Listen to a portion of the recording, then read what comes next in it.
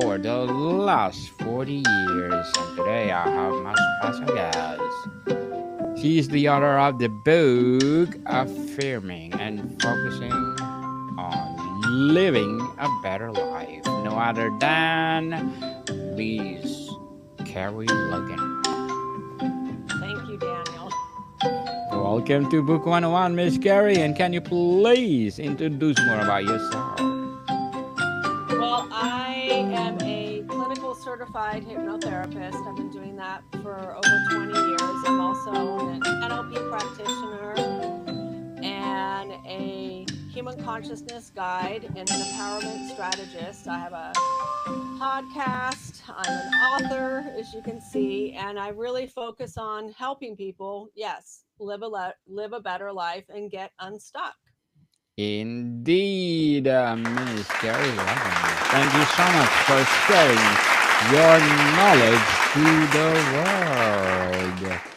You mentioned manifesting 20 desires in 10 months. Can you share the most surprising or profound manifestation from your journey? I think one of the most profound ones, and it kind of shocked a lot of people, is the story of my daughter wanted a Wii. And this was back in 2012 when Wii was really, really popular. She wanted a Wii. And I knew that my mother had a Wii, but wasn't using it. She still didn't even take it out of the box. It was still brand new in the box. And so my younger brother and I tried to talk to my mom and say, hey, maybe for her birthday or Christmas, could you give her the Wii? Because it's been sitting in the box for years. And my mom was still determined. Oh no, I'm going to use it. I'm going to use it. I don't want to give it to her. Well, my mom passed away and she still never used it. Never used it. So what I did was I sat down and I really got myself grounded, centered, and balanced. And I just visualized in my mind my kids laughing and playing and having such a fun time. And I kept telling myself, my kids had the best we, the best we. They love their games, they're having fun with their friends. And I was up at the vibration of what you call 5D human consciousness, which was unconditional love. There was joy, there was bliss, there was happiness, there was oneness. And just sat there for about 10 minutes, really, really focusing and affirming what I wanted. And I never focus on the money, period. Ever, ever, ever. I just focus on what the end result's going to be. And so anytime my daughter asked about the we, I would stop and I would do that in my mind. I would find that space within me to manifest. And I never tell anyone what I'm doing. And I did look up that to buy a refurbished Wii, it was about $100 with no games. And I saved up the money, the $100, and I had it in my wallet. And about 2 weeks later, my web development guy, I picked him up because his car broke down. And he's like, could you pick me up and give me a ride? So I said, sure. So when he got in my car, he had this paper bag. And I was like, what's that? And he said, well, I'm kind of short on cash this month. And my mom and I were wondering, would you want to buy this? And I said, well, what is it?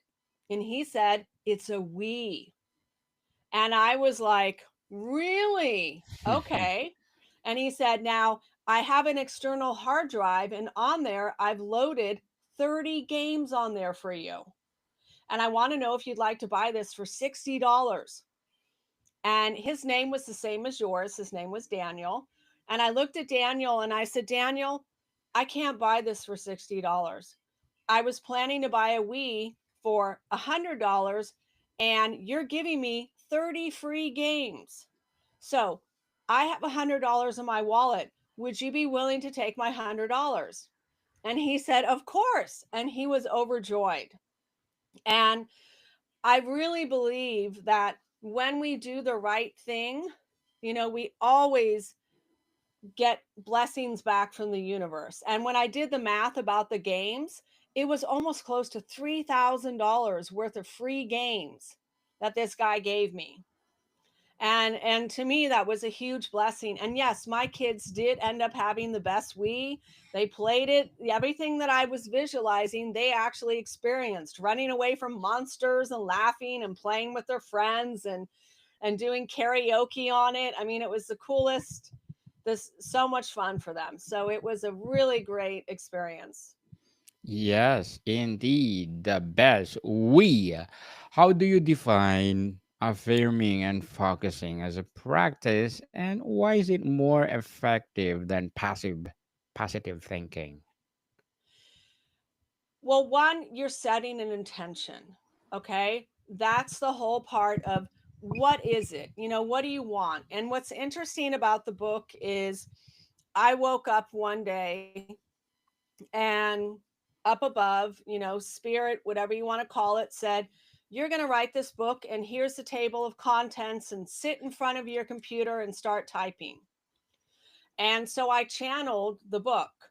And there's lots of information in the book that really describe how we are energetic beings and how our thoughts and emotions do create things. They create our reality. So you first have to affirm, what is it you want? And why do you want it? Because a lot of people want things that are egotistical, but that's not what the book is about. The book is about, what is your heart desire? And that was the difference between me, because in that 10-month period, I did manifest over 22 things my heart desired, not what my ego desired, but what my heart desired. And so when it always came to money, I never focused on the money, period. I always focused on the end result, always.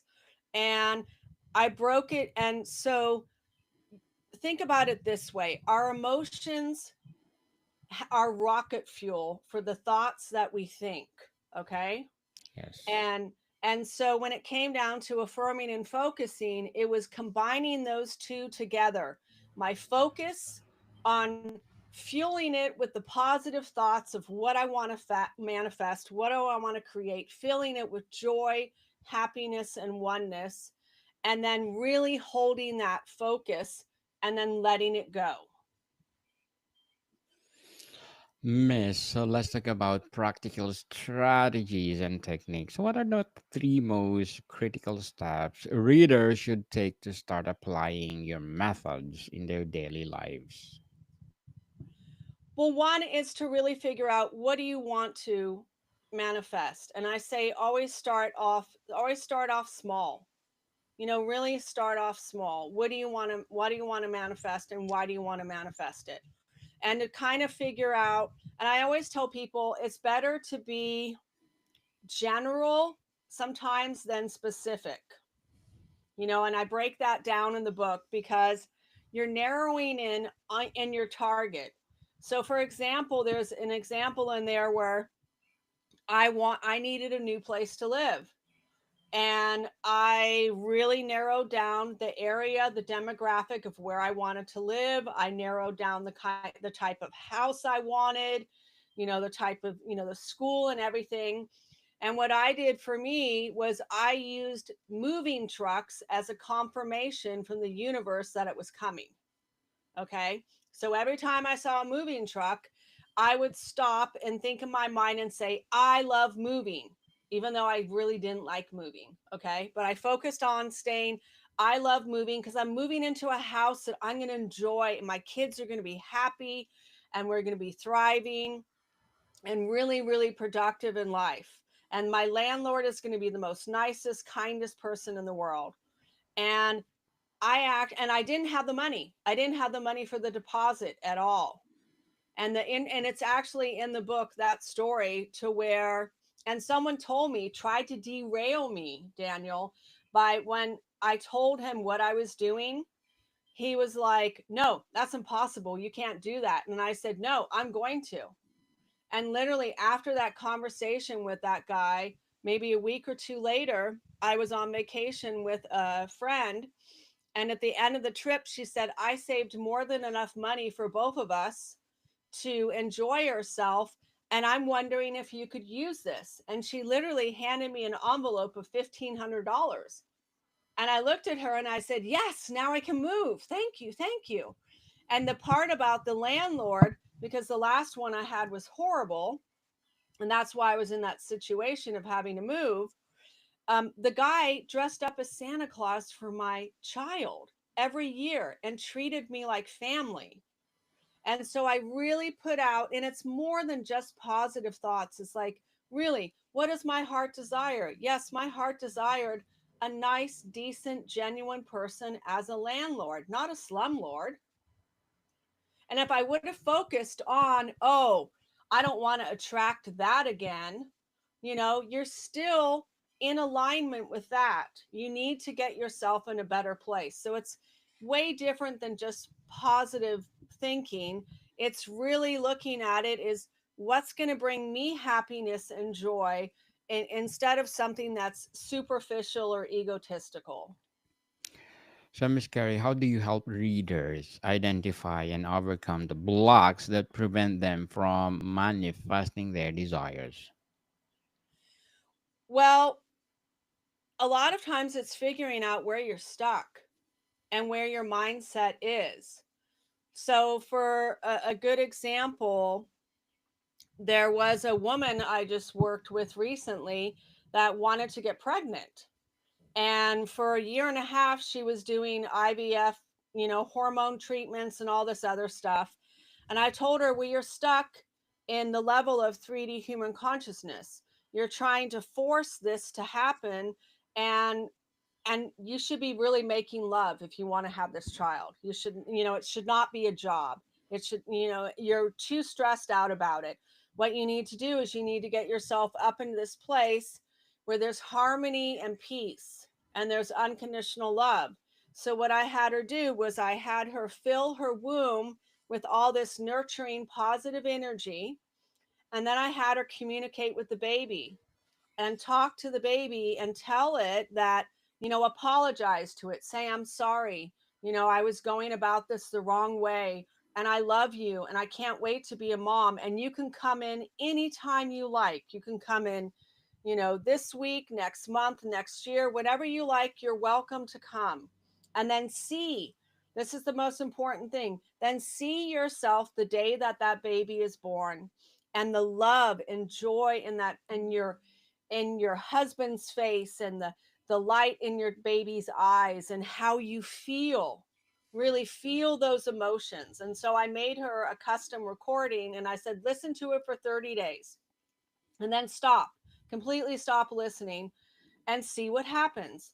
Well, in 30 days she got pregnant, and actually last month she gave birth to a baby girl, and she's so excited, so excited. So she spent like 540 days forcing the thing for her to get pregnant. And that's not how it works. And a lot of people say when they try to get pregnant and they're doing all those things, when they finally one day forget this, I'm going to drink alcohol, I'm going to have sex, I'm going to have fun, and then boom, they get pregnant. So many people, because you're taking the force out of it and you're allowing it to happen naturally without any conditions or expectations. So, Miss Carrie, as an author, what would be your short-term and long-term goals? Well, right now, what I do is I teach people how to get unstuck. I teach people how to shift their mindset and how to view life differently. And I try to create balance in their life where you have balance with your physical health, mental health, personal health, your finances, your prosperity, your career, your business, or your hobbies, your relationships with people, friends or family, or even creative flow, which is fun, play, adventure, travel. Because a lot of business people could be great in business, but they're workaholics, and then they end up getting burnt out because they're not having fun, they're not taking a break, they're not going on a vacation or doing something for them, and then they get sick. So I really focus on people having a balanced life And that's what I'm doing right now. Is I do have a podcast called Master the Upper Rooms, and I have a website the same, Master the Upper Rooms, and I have a bunch of free stuff on there. And if someone wants to talk to me for free, I offer a free 15-minute consultation, and just tell me, because everyone has their story, Daniel, of where they're stuck, or why life is miserable, or why I hate my job, or why I'm struggling with this. And I help you figure out what it is and how can we move forward. Yes, indeed. Yeah, good luck to your goals, Miss Carrie. And what is your short-term and long-term goals also as a podcaster? I really enjoy interviewing people. I just finished season 1, and in the fall I'm going to start up season 2, and I kind of want to dive deeper into the different levels of human consciousness, because that is how we as a society, I should say, will thrive. Because if we stay stuck in the levels of 3D consciousness, we're gonna perish, because those levels are where you're stuck in black and white thinking. You have an inflated ego, you deflect the truth, there's vanity, there's, there's jealousy, there's envy, there's competition, there's cheating, there's hypervigilance, you're fearful, anxiety, heartbroken, the world looks bleak. I mean, all those negative ways people think is in those levels of 3D human consciousness. And how we evolve as a species, I call adulting, is where you have the courage to do something different, where you set healthy boundaries, you are forgiving, you accept people for who they are, there's equality, you are upbeat and you're hopeful, you're inspiring, and then you're also satisfied with life. I mean, how many people are not satisfied with life? And you're grounded, flexible, and feasible, because that's the truth. Because when someone's mad and they make a choice coming from that mad, state of mind, a lot of times they regret those choices they made. And what do we all say when someone's mad? Hey, calm down, get grounded, get centered, hey, it's not that bad. And as soon as someone can do that, that's when you can solve the problems in a better way, instead of out of anger or hatred or fear. You can really solve the problems that you're struggling with in life. Indeed, good luck to your goals, Miss Carrie. And which chapter do you recommend readers revisit most often, and why? I would say the one of always ending a subject on a positive note. Because when you get in a disagreement with someone and you don't end it on a positive note, when you go back to see that person, you still have that feeling of, I don't want to talk to them. You have a wall up. You could be defensive. You could be guarded. And so when I say end it on a positive note, you can agree to disagree. You can say, hey, both of us are upset right now, and I care about you. And I don't want us to walk away angry at each other. Can we agree to disagree? Can we just come back and talk about this later when we're both calm and we're more, we can think about this, instead of coming from an area where you're right and I'm wrong and we're just going to butt heads? Is there a way where we can, find a common ground later on? And to me, I think that's the best, because it's horrible having to go back and have a conversation with someone when it blew up in your face and you're stewing over it. Does that make sense? Makes sense, Miss Carrie. So before we wrap up our discussion for today, I'm inviting you to please do listen to my other podcast, people. My other podcast, because my abstract essay is already in fifth season, abstract poetry in second season, book 101 review in fifth season, comedy 101 in second season, food 101 in its fifth season too, Geography 101 and Love Letters in third season, Mental Health 101. It's my Baby podcast, Movie 101 review and Music 101 in its fourth season, and Science 101 and Sex 101 in its first season. Please do listen to them wherever you listen your podcast. So, Miss Carrie, how can parents or educators teach these principles to younger generations? I always say that you be the living example. I mean, really, you become and you embody what you want to teach. Because how many parents have told us, don't do what I do, and then they do exactly what they said not to do. And so it's so confusing when you see a parent do something like that. They don't walk the talk. So I would say really practice mastering yourself as a person, master kindness, master forgiveness. Because a lot of times with parents, if we don't do that, we're going to parent the way that we were parented. And then we're going to regret the things that we did or the things that we said.